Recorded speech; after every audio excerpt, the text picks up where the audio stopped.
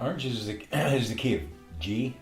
This movement, the entire concerto, the Fourth Brandenburg Concerto, is in the key of G. I have an affinity for the ellipse. A circle is a woodwind instrument to me, and whatever color the circle happens to be is whatever key that happens to be coming from the instrument, or whatever key the instrument is playing, or the key that it's playing in. But an ellipse is quite different, because you can have a 10-degree ellipse, which is a real narrow ellipse, sort of like just like a narrow circle. But the more degree an ellipse is, if you get up to like a 45-degree ellipse, you've got a musical note. That's the body of the musical note, is pretty much a 45-degree ellipse. But if you get to a larger ellipse, I see bassoons, I see instruments with more depth, more volume, more aggression. It'd be like comparing a flute to a bassoon. So I can use the ellipse to mimic various instruments of the orchestra, or actually on an organ.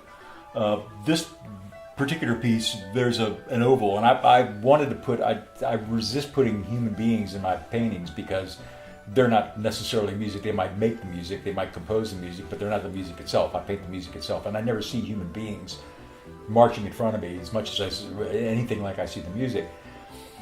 I wanted to use a face that was in the foreground, but it wouldn't detract from any of the musical abstract. But I wanted the face to stand out enough so that I could actually turn it into a note. So it's a note that's actually tipped on its side. Here's the stem of the note. This staff running down this way is the actual motive of the fugue, the theme of the fugue. The spiral is sort of a feeling that I get when I listen to Bach. I'm being pulled into something, but I don't want it to look like I'm being pulled into something. I want it to look like I'm being pulled out of something. The out of something that I'm being pulled out of is the rest of music that you hear on the radio and contemporary music and everything. When I listen to Bach, I'm like being pulled out of that. And this spiral is really a direction outward. It's not a direction inward, even though it looks like it's a direction inward. And most of my paintings, you can invert them, you can turn them upside down. To me, it doesn't matter. They all mean the same thing, because you can stand on your head and listen to a concerto, and it sounds the same if you're standing upright. So it doesn't really matter to me what direction the painting is in, unless it's naturally has to stand upright. This person could be any direction.